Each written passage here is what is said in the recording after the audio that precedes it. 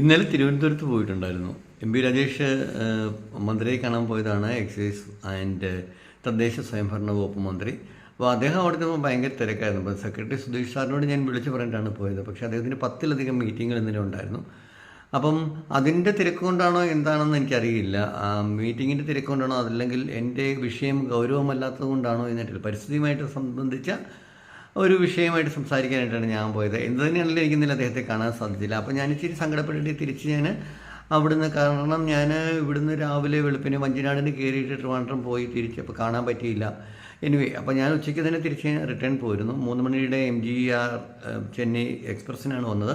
അപ്പോൾ ഞാനതിന് തിരിച്ച് വന്നപ്പോഴത്തേക്കും നമ്മുടെ കൊല്ലത്തെത്തിയപ്പം അവിടുന്ന് ഒരു അമ്മ കയറി.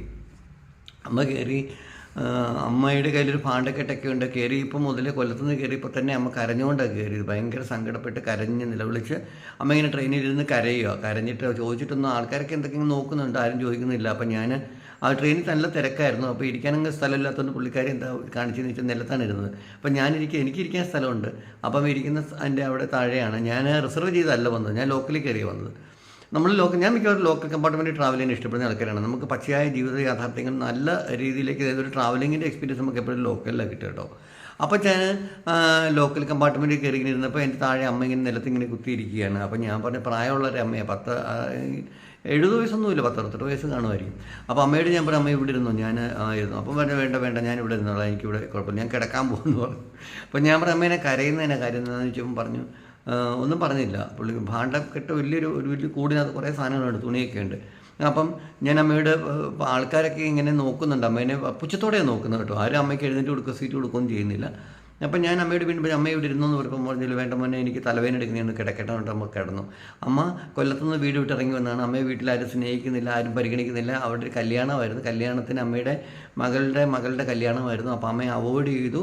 അമ്മയ്ക്ക് ഒരു ചെറിയൊരു സെറ്റുമുണ്ട് പോലും മേടിച്ചു കൊടുത്തില്ല. അമ്മേനെ ആരും പരിഗണിച്ചില്ല. അമ്മ പറയുന്നത് അമ്മയെ ആരും സ്നേഹിക്കുന്നില്ല, പരിഗണിക്കുന്നില്ല, അമ്മയെ അവോയ്ഡ് ചെയ്യുന്നു. അമ്മയെ ഒരു വേലക്കാരിയെ പോലെ പോലും കാണുന്നില്ല, ഭിക്ഷക്കാരിയായിട്ടാണ് കാണുന്നത്. അതുകൊണ്ട് അമ്മ വീട് വിട്ട് ഇറങ്ങി സങ്കടം കൂടെ ഇറങ്ങി പോരുന്നതാണെന്ന കാര്യത്തിൽ സംസാരിച്ചപ്പോൾ എനിക്ക് മനസ്സിലായി. ഞാൻ പറഞ്ഞു, അമ്മ സാരമില്ല, അമ്മ അങ്ങനെ വീട് വിട്ട് ഇറങ്ങിയൊന്നും പോകില്ല, മക്കളല്ലേ, അവർക്ക് അങ്ങനെ തൽക്കാലം എന്തെങ്കിലും കാര്യം കൊണ്ടൊക്കെ ചെയ്തതായിരിക്കും, അമ്മ തിരിച്ചു പോകണം എന്നൊക്കെ പറഞ്ഞ് അമ്മ പറഞ്ഞു, ഇല്ല പോകുന്നില്ല, എൻ്റെ ഒരു പൈസ പോലും ഇല്ലെന്ന് പറഞ്ഞു.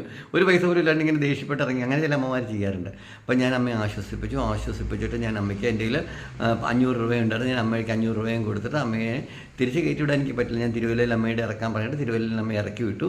പൈസയും കൊടുത്തിട്ട് അമ്മ തിരിച്ച് ചെന്ന് കാണുമെന്നുള്ളതാണ് എൻ്റെ വിശ്വാസം. ഇതായിരുന്നു എൻ്റെ ജീവിതത്തിൽ ഇന്നലെ സംഭവിച്ച ഒരു പ്രത്യേക കാരണം. അത് നിങ്ങളുമായിട്ടൊന്ന് ഷെയർ ചെയ്യാൻ വന്നതാണ് കേട്ടോ. അത്രയേ ഉള്ളൂ.